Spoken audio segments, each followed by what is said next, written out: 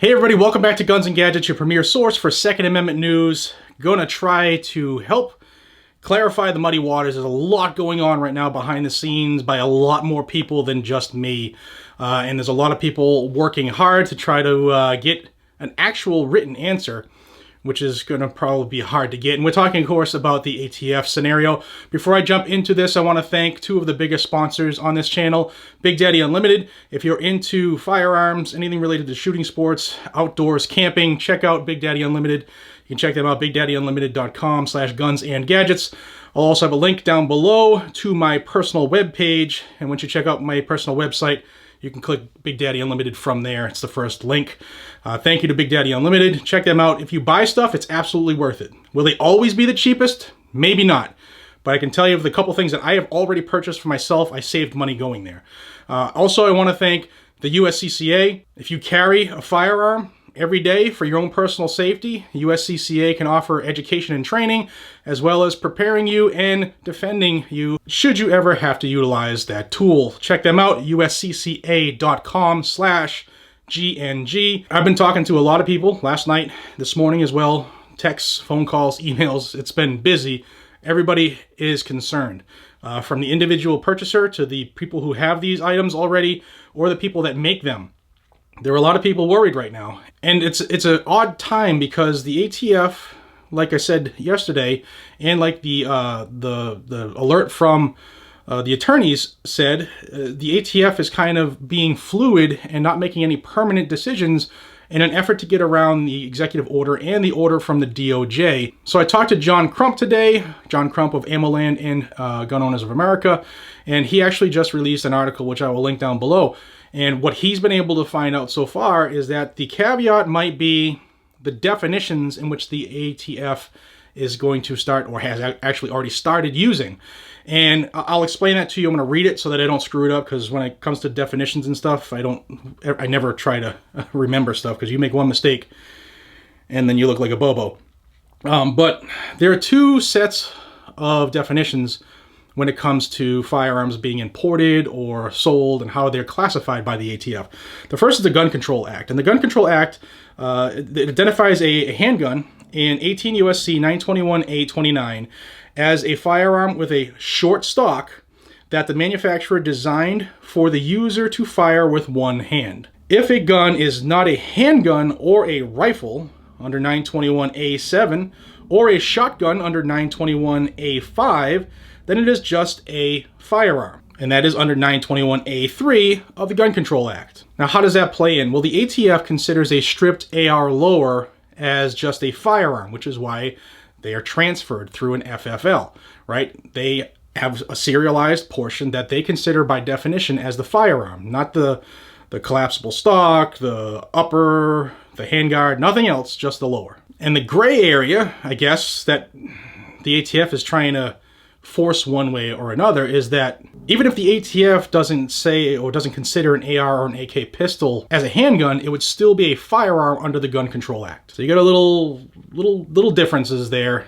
but they could be huge when it comes to enforcement. Now, John Crump went further and he brought up the NFA definition of what constitutes a quote-unquote firearm, and that's under 26 USC 5845. And that definition is separate than the Gun Control Act's definition of a firearm. And under the NFA, the only conceivable classification for an AR pistol or an AK pistol would be an AOW, and any other weapon, which would mean tax stamp. Now, I got a lot of messages yesterday. What is an AOW?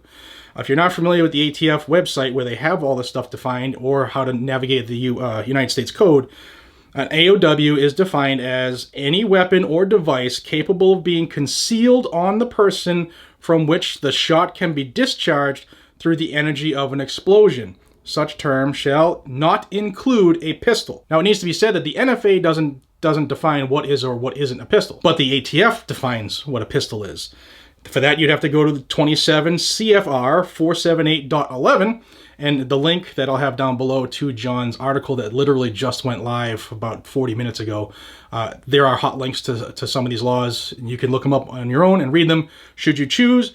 but he has a really good summary in here, which is why I'm just using his summary. So the ATF defines a pistol as a weapon originally designed, made, and intended to fire a projectile when held in one hand.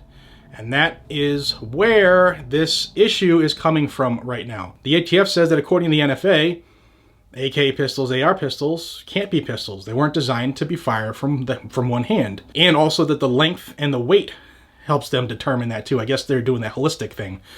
But because it wasn't specifically designed from the manufacturer to be shot with one hand, that's what they're going with. But if we look at AR pistol braces, they were designed to assist people with disabilities in firing those with one hand. And the ATF's been fine with those for close to a decade. And I hope that clarifies some of this where the definitions are concerned. It probably doesn't, because that further muddies the water when you have two separate definitions of what this item is. And where this, like I said yesterday, where this is going to be an issue is when you have local law enforcement who don't know any of this stuff, when they go off and act like an ATF agent thinking they know everything about guns, and somebody gets jammed up and charged inappropriately, but then it allows the bureaucrats to sit back and say, yeah, that's an AOW. So that's a violation of the NFA. Now, do I see the ATF kicking doors in over this? No. But like John mentioned in his article and we talked about on the phone, it's almost like one of two things is happening. And if you guys and gals listening, watching, if you can think of another angle, I'd love to hear it down below. But there are like two things that this could possibly be. It's either the ATF is setting up for a Joe Biden presidency, in which they've said throughout the campaign trail they're coming after the guns. He's got Beto O'Rourke, and if you've been watching, paying attention during this Amy Coney Barrett issue, the Democrats, especially the prominent gun control Democrats like Blumenthal out of Connecticut, they are serious.